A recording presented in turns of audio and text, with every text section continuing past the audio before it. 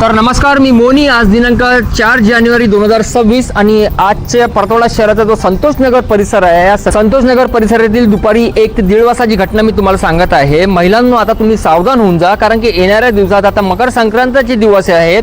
या मकर संक्रांतीच्या दिवसात सुद्धा अशा घटना घडू शकतात तुमच्या सोबत.